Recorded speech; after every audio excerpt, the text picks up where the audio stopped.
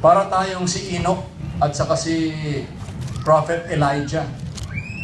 Itong dalawang ito ay hindi po namatay. Si Prophet Elijah was taken to heaven with a whirlwind, the chariot of fire. Kung babasahin mo ang Biblia, mga kapatid, yun. Si Enoch naman, isa sa mga personalities ng scriptures na hindi rin po namatay. So, kumbaga, isipin natin na dalawang sample.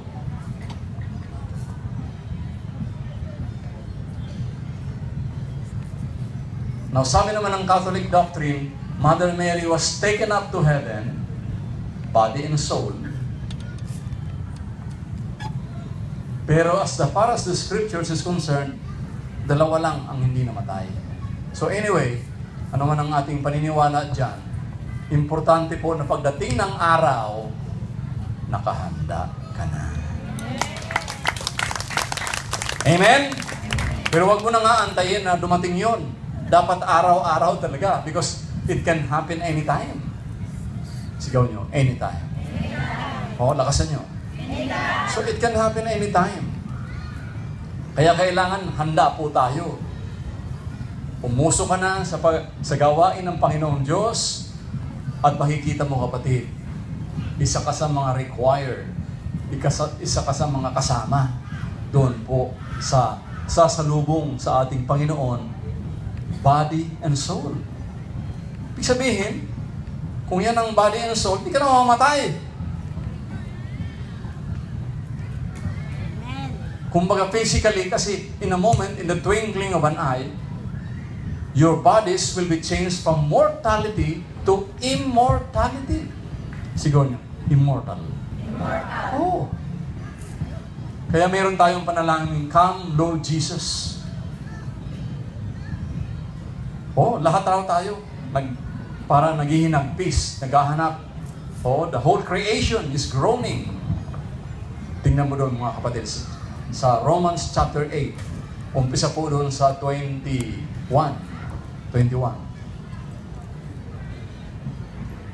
Yan, tama-tama. 1, 2, 3, lakas.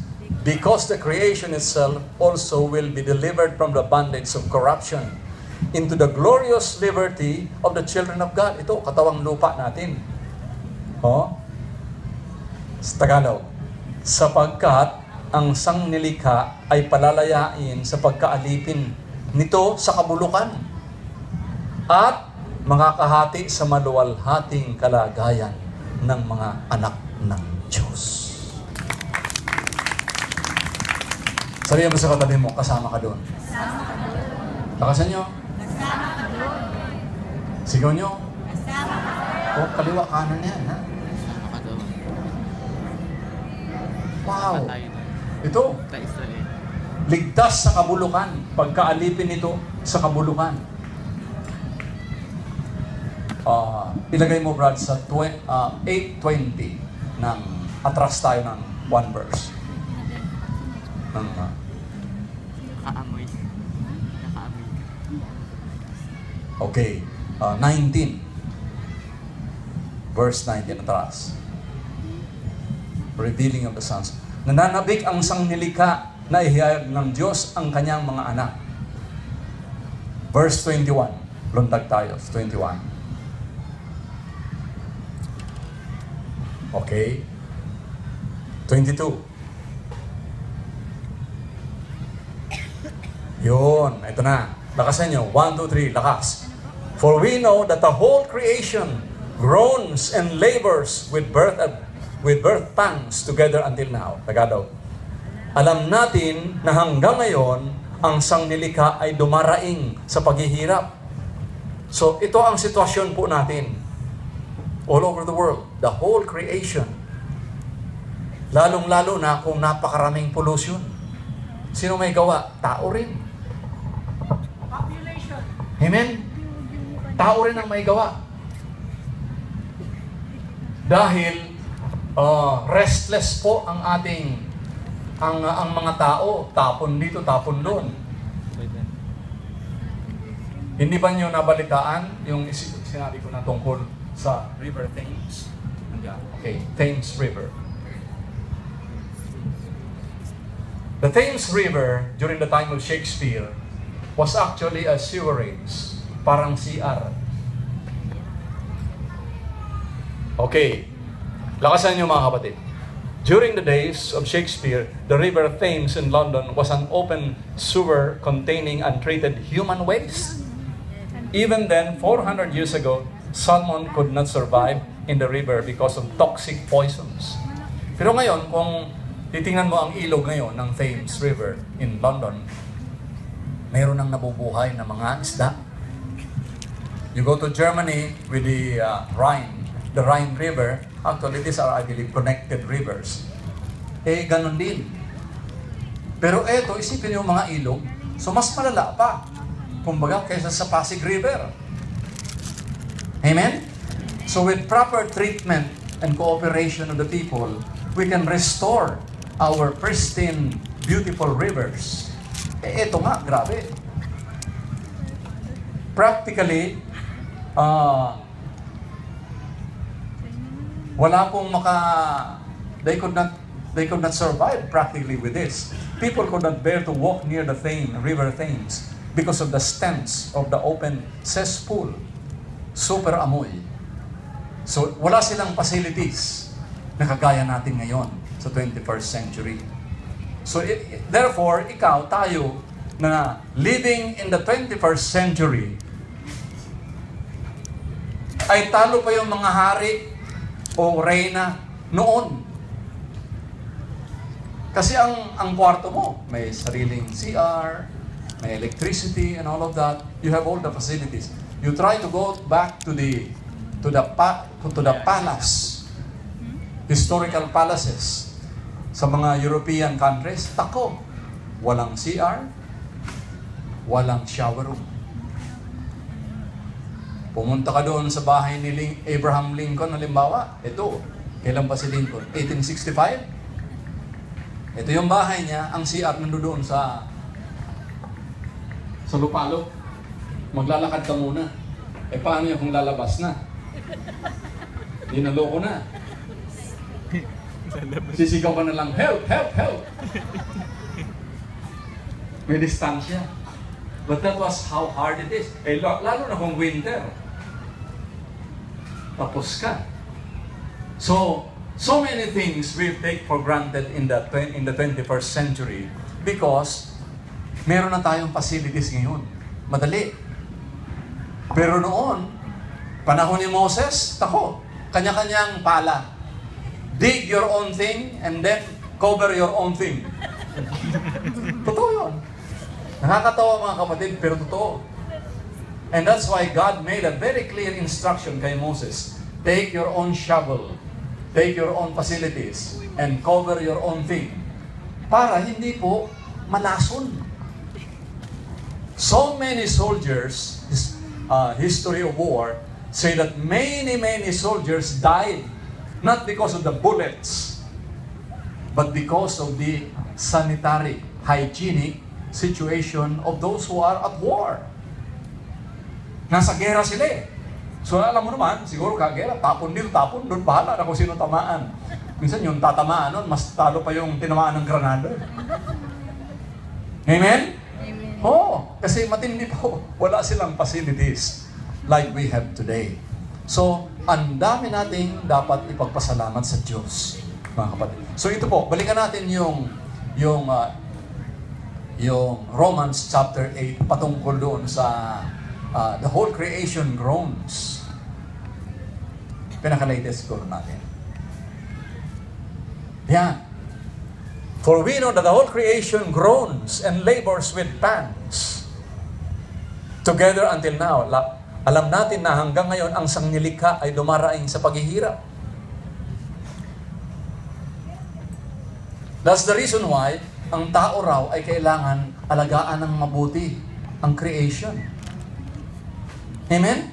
Hindi naman tayo tayo nga ang bossing, kumbaga, sa mundong ito. Hindi lang sa mundong ito, sa universe. 1969, Armstrong landed on the moon. Dati, yun ay fly me to the moon lang. Di ba? Yun ay parang kanta lang. Ngayon, katotohanan na. So, mahalaga ito na makipag-cooperate tayo mga kapatid para ma-maintain. And this is our home, kumbaga. That's the reason why we need to wait for Jesus to come para maayos ang kalagayan ng mundo.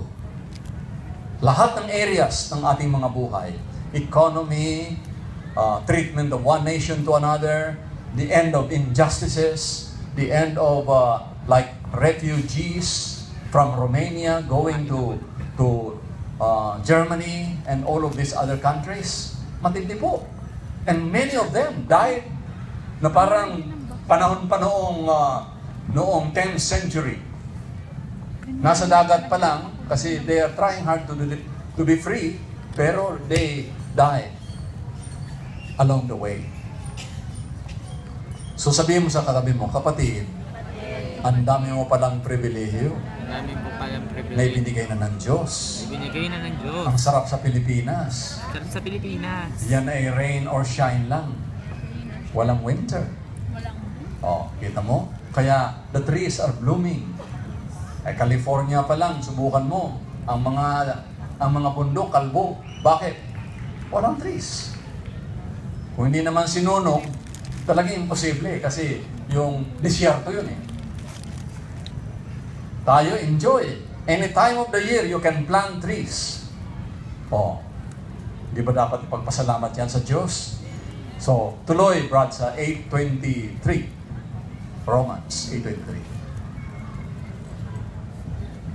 So, not only that, but we also have the first fruits of, even we ourselves grown within ourselves, eagerly waiting for the adoption, the redemption of our body. So lahat yan, subject tayo dyan. Lahat, kumbaga restless. Sabi ni St. Augustine, you are restless until you have found the Lord. Ang tao, kapatid, pakinggan nyo ng mabuti, walang kapayapaan. Sinubukan na sa pera, sinubukan sa babae, sinubukan sa gambling, sinubukan sa katanyagan, sinubukan sa kayamanan, sinubukan sa lahat. Nothing satisfies you until you find Jesus.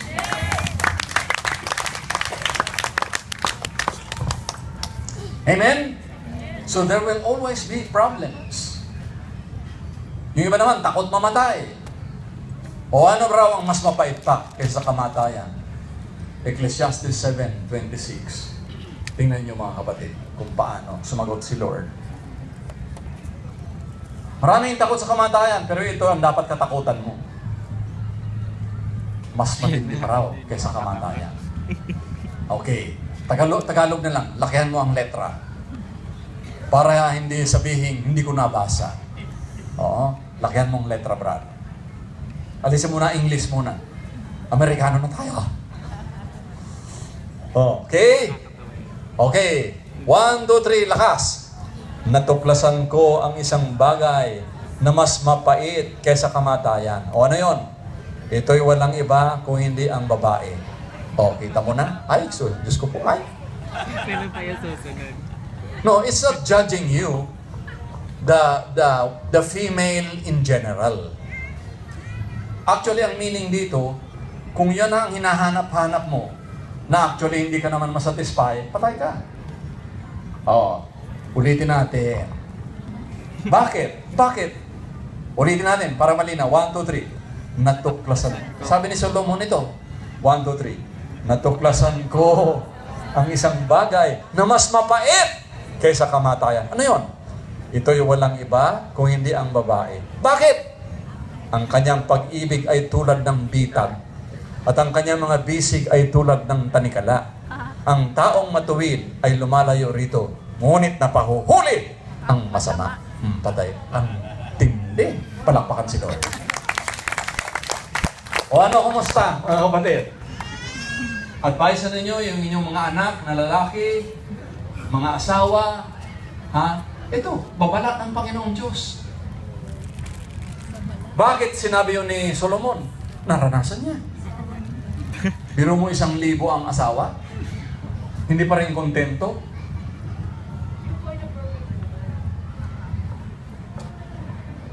Siguro tatanungin niyo ako, bakit nilalang ng mga babae? Subukan mo naman puro lalaki lang. Sige nga. Tama, sister, sabi niya, boring. Correct.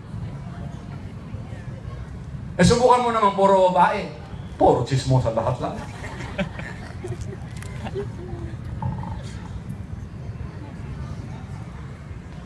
So take it from the context of the Word of God. Amen? Oo.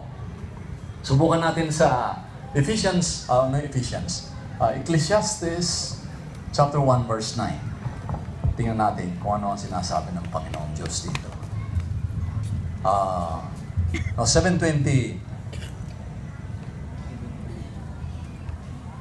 Ecclesiastes 7:27. Tuloy mo doon, from 26 to 27. Kita mo. Ito, parang nakakainis din ito.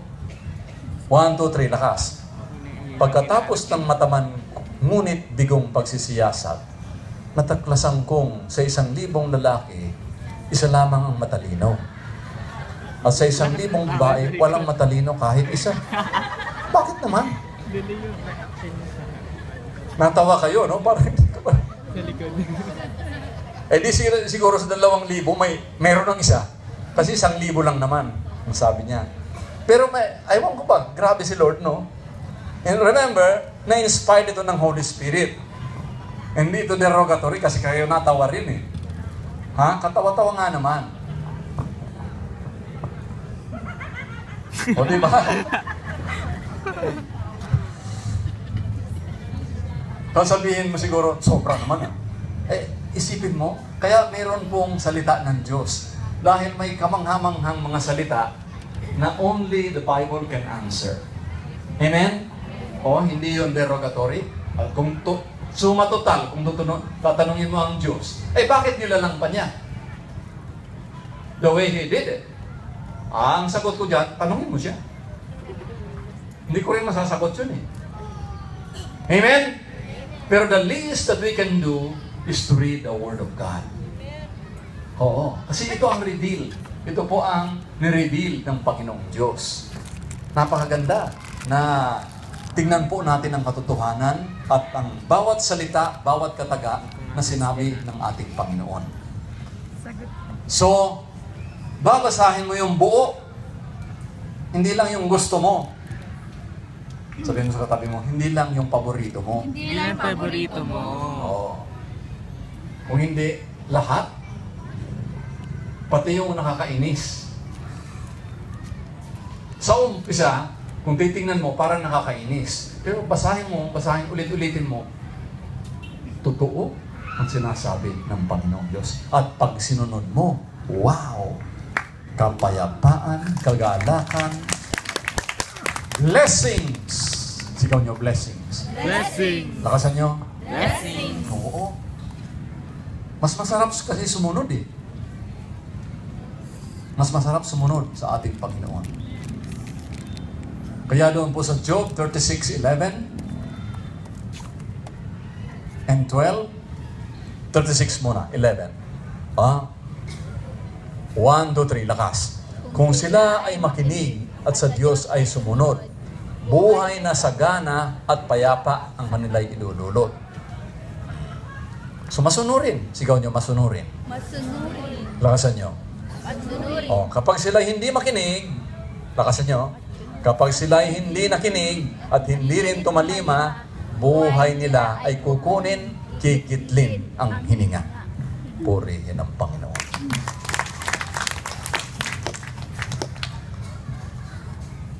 Kaya sabihin mo sa katabi mo, kaya kapatid, alagaan mo ang hininga mo. Galing sa Diyos yan. Oo. Kita mo, palulusugin ka, bibigyan ka ng buhay na kasiya. Hindi po sapat na tayo'y kakain. Yes, kumakain tayo para yung ating physical life is sustained. Pero there is something beyond physical. Biro mo yung revelation na yan, na in a moment, in the twinkling of an eye, your bodies shall be changed from mortality to immortality, and it can happen anytime. Tinanong si Jesus, bakit Lord? Kailan ba yun mangyayari? Sabi ni Jesus, not even the Son of Man knows. Not even the angels in heaven, but only my Father in heaven knows the day and the hour. Okay? Pero ganun pa man, hindi natin alam, so get ready because it can happen anytime. Sabi ng Bible, in a moment, in the twinkling of an eye, your body shall be changed from mortality to immortality, from corruption to incorruption. Ano yun? Kapareho ng katawan ni Jesus. Yung katawan ni Jesus, after He rose from the dead, ay pwedeng dumaan kahit sa semento, kahit sa mga solid walls. Pero nakakatuwa nito, far beyond our earthly logic and engineering. Bagamat siya ay resurrected body, aba, sister, humingi ng, ano ba makakain dyan? Humingi. Ano ba makakain dyan? So, binigyan ng tinapay. May isda pa nga.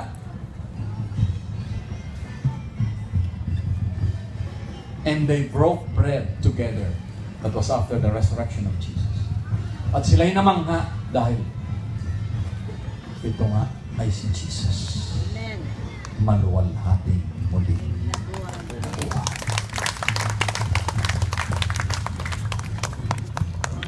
Sigaw nyo, maluwalhati. Maluwalhating. Muling Muling. nabuhay. Nabuhay. Kaya excited na tayo mga kapatid. Kaya sabi ng mga commentators, ito mga patungkulan niya sa mga lindol, sa mga pagbagsak ng mga stars of the heavens and the moon will not shine. Hindi dapat tayong tatakot doon. Ang ibig sabihin, the sign is near already. The coming of the Lord. Our final and ultimate liberation dito po sa mundong ibabaw. At ang maganda dito, anytime it can happen. Kagaya ng paulit-ulit. So, huwag na raw tayo masyadong busy sa napakaraming bagay. Nalilimutan mo yung tunay na misyon dito sa mundong ito. Hindi ko po sinasabing hindi na tayo magtatrabaho dahil malapit nang dumating. Di ba? Pero, habang tayo nag-aantay, hindi naman tayo nakaupo na lang na parang mga tamad na wala nang ginagawa. In fact, sabi nga niya, get busy. Oh, busy. Kaya doon po sa Revelation, sinasabi niya, ang hindi mainit at hindi rin malamig ay ibubuga, isusuka. Isigaw niyo, hindi mainit, Hindi mainit. hindi malamig, Hindi malamig. ibubuga ka. Oh. Galing sa Revelation, brother.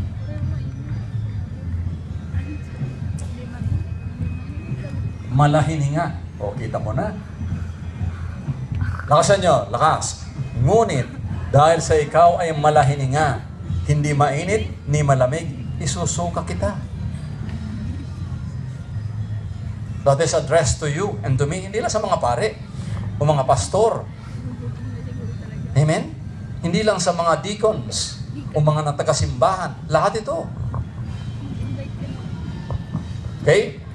And the Bible is for all. Kaya double time na tayo mga kapatid.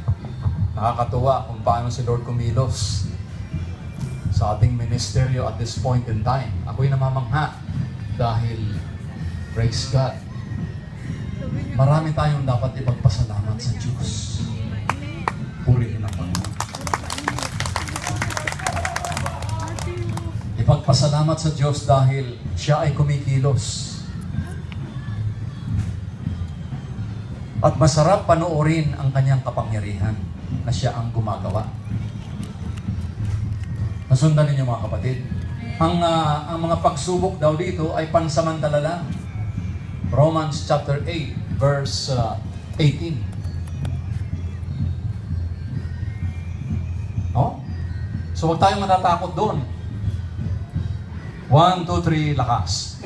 Sa ganang akin, ang mga pagtitiis sa kasalukuyan ay hindi maihahambing sa ihahayag na kaluwalhatian sa atin.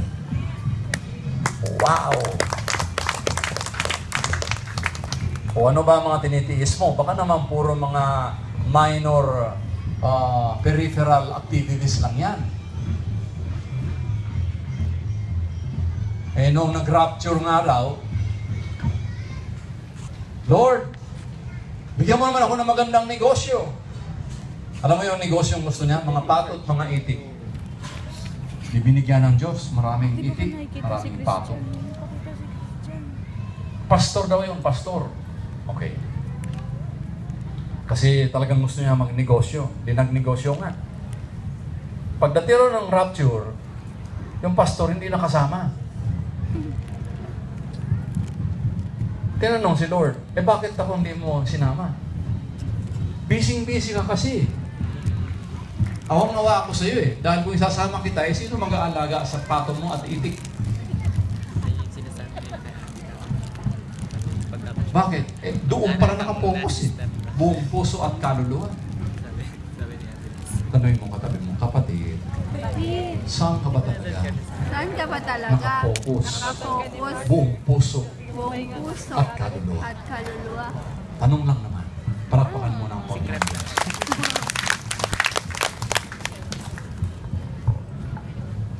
Matindi pong tanong yun.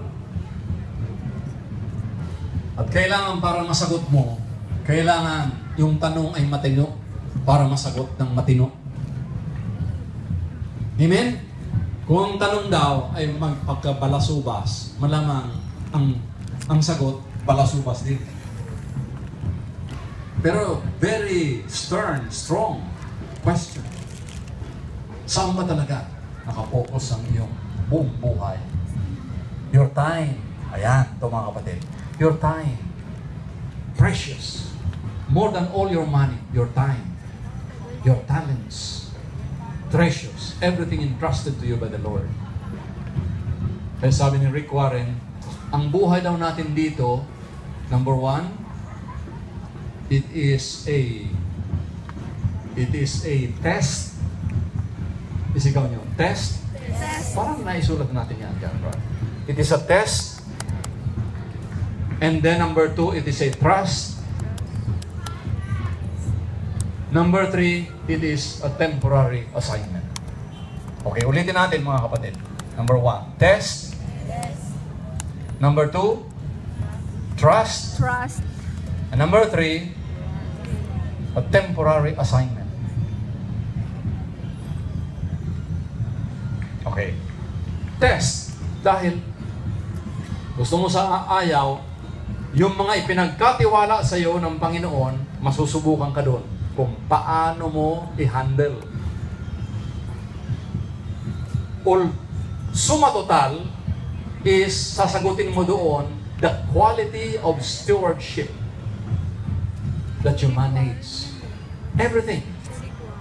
Your life. Oh, okay. 1, 2, 3, lakas. It is a test. It is a trust. And it is a temporary assignment. It is a test because diyan tayo magkakasubukan. Lalong-lalo na pagdating sa finances, mga kapatid. Kasi may tendency ang tao to be too possessive as if he were the owner. As if. Hindi naman totoo talaga. Na para bang siya ang may-ari. Nasundan niyo, mga kapatid. And that's very deadly. Dahil kung pag inangkin mo yan na may-ari ka, ultimately, sasabihin mo, mukhang I'm just living in an illusion. Hindi totoo eh. Pera ang bilis mawala. Ang bilis din dumating. And God wants you to bless you, of course, and teaching us how to do it.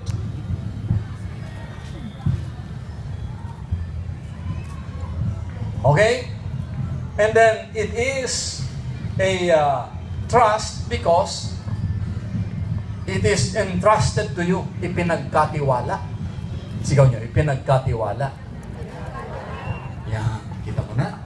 So, yung salita yun na ipinagkatiwala, meaning, siya ang totoong may-ari. Do you agree? Yes, of course. Biblia ang may sabi niyan. Siya ang totoong may-ari. And, number 3, remember, it is a temporary assignment. Temporary. So the Bible says, naked you were born on this planet Earth, naked you will go back. For the poorest and for the multi-billionaires, including Solomon, it applies to everyone. That's profound. That's true. Palakpakan ng Diyos.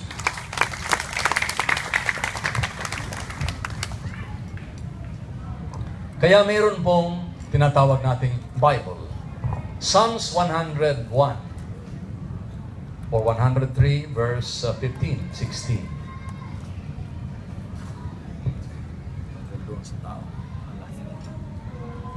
Buhay ng tao. Yan, yes, 15. Okay, 1, 2, 3, lakas. Ang buhay ng mga tao ay parang damo ang katulad. Sa parang ay lumalago na animo ay bulaklak. Ganda, no? Tuloy. Kapag ito'y nahanginan, nawawala't nalalagas. Nawawala man din ito at hindi na namamalas.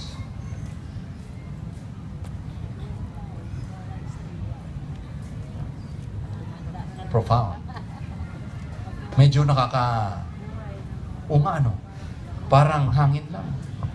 It's like a shadow that passes by.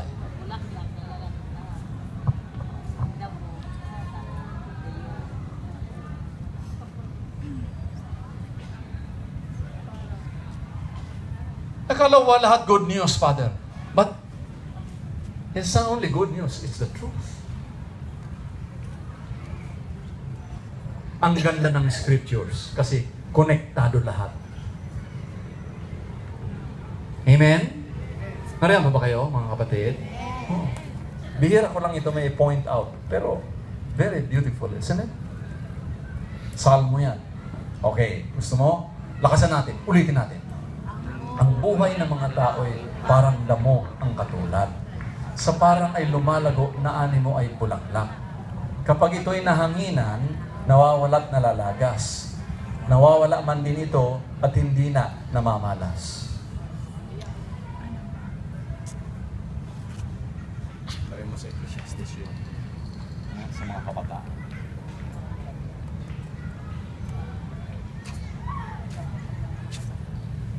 So it passes by. Siguro tatanungin mo sila, bakit nila lang pa tayo? Sandali lang pala. Okay. Yeah, because this is not your eternal assignment. Ito. Makikita mo na everything is temporary on this earth. Sabi ni Paul, what you see is temporary. So what is eternal? But what you do not see is eternal. Ano yung eternal? Yung promises ng Panginoon. Ganda niya, no? Okay, lakas. Mga kabataan, makinig. At mga magulang, alalahanin mo ang lumikha sa iyo sa panahon ng iyong kabataan. Bago dumating ang mga araw at taon na puno ng kaguluhan. Panahon hindi mo na madama ang tamis ng mabuhay. Oh? So habang ikaw ay nasasarapan pa, enjoy. Okay, tuloy. Alalahan mo ang Diyos bago makubli ang sikat ng araw. Bago magdilim ang buwan at mga bituin. Oh, yan ang readings natin.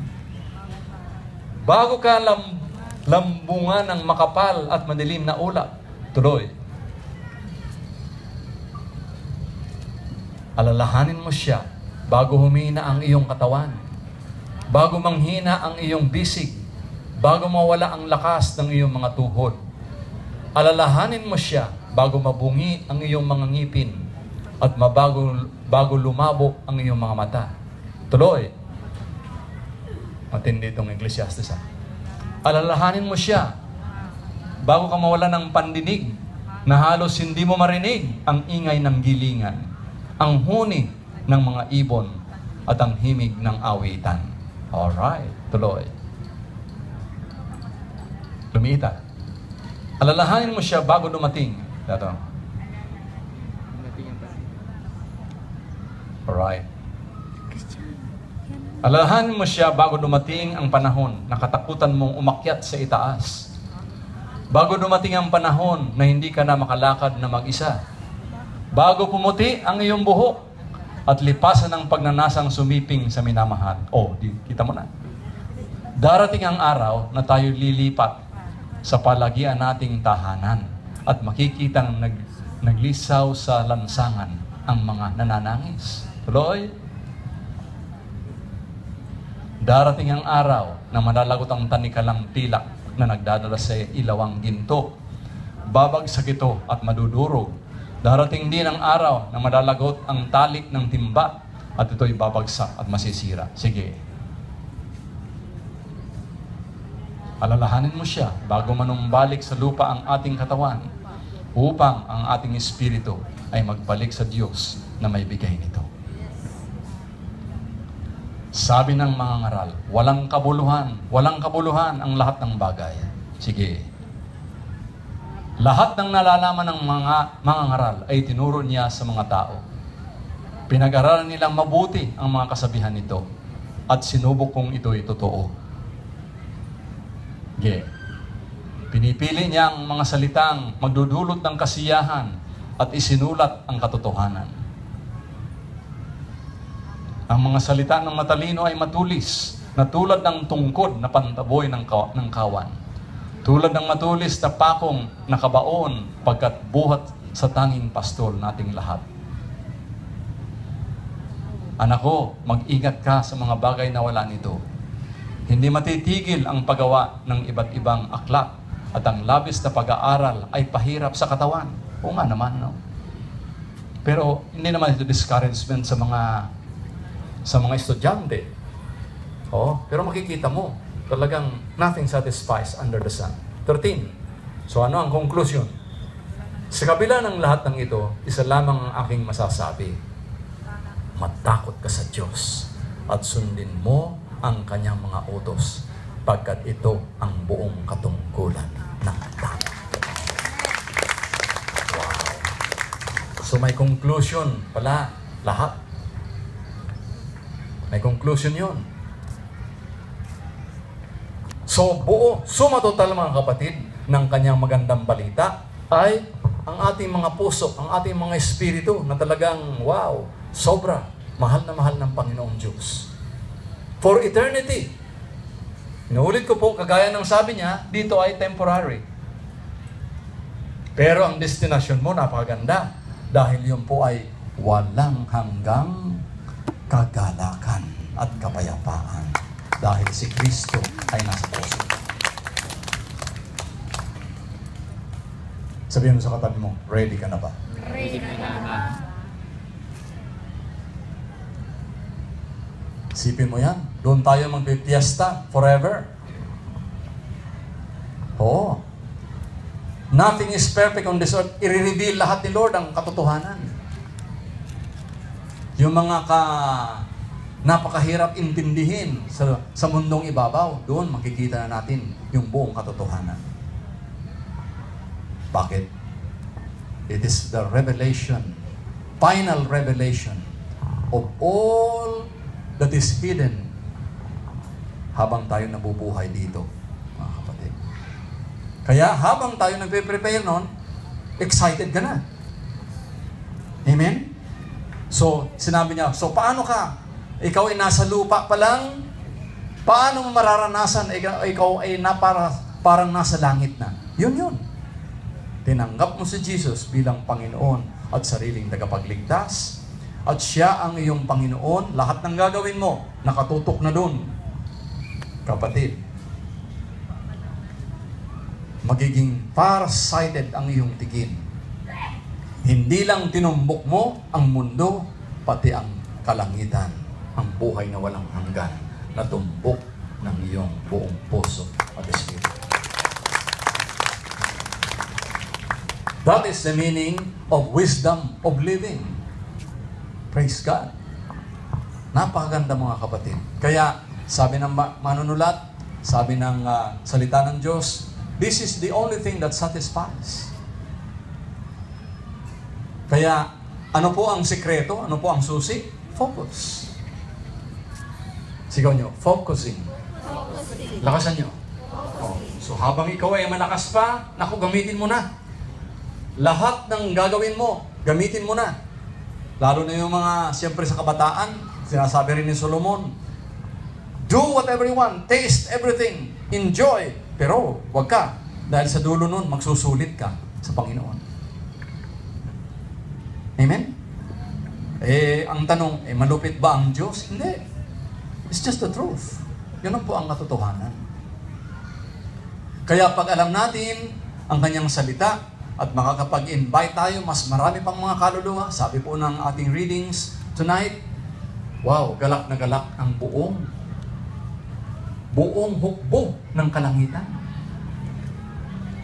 At ikaw ay sisikap. Sisikap na parang araw at bituin sa langit. The stars, you are like the stars of the heavens because you are wise. Sipin mo yan. Ikaw ay marunong. Anong marunong? Marunong igugol ang lahat ng minuto na tayo po ay nandito sa mundong ibabaw.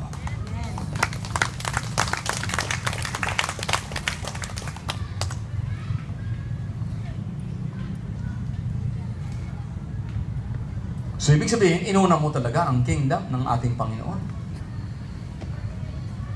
Kaya inuulit-ulit niya, seek ye first. Hanapin mo muna.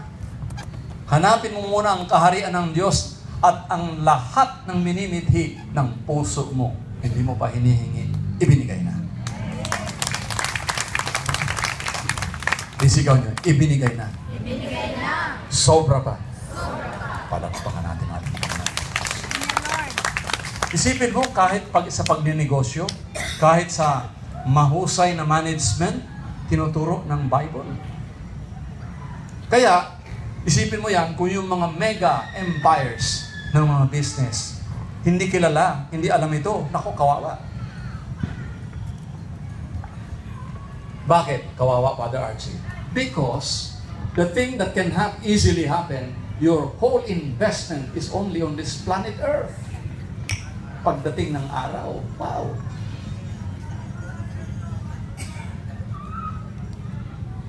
(16:26) yan ang sagot ni Mateo. Bakit niya? Ba't mukhang napakalupit nito? What does it profit a man? So ano raw ang papala ng isang tao? Makamtan niya ang kanyang ang buong mundo. Iyon na. Subalit mapahamak naman ang kanyang kaluluwa. Okay. Ultimong tanong, ano ang napala? Ano ang mapapala mo dahil dito? What did you gain? Okay? Lakasan natin sa Tagalog, mga kapatid. Ano nga ang mapapala ng isang tao? Makamtan man niya ang buong daigdig kung ang katumbas naman ito ay ang kanyang buhay. Ano ang maibabayad ng tao para mabalik sa kanya ang kanyang buhay? Sigaw niyo, buhay. Buhay. Yun ang tanong. So you were entrusted with your life, and all of us, without exception, ay magsusuli tayo. Hindi represented. Hindi, okay, Sister Elsie, you represent me. Sagutin mo ang Panginoon. No. Kanya-kanyang toka. Ito ang walang representative, walang delegation. Sobra naman. Hindi. Yan ang kalooban ni Lord. No delegation. Straight. Ikaw. Bakit? Siyempre, ikaw ang binigyan ng buhay. Ikaw ang mananagot.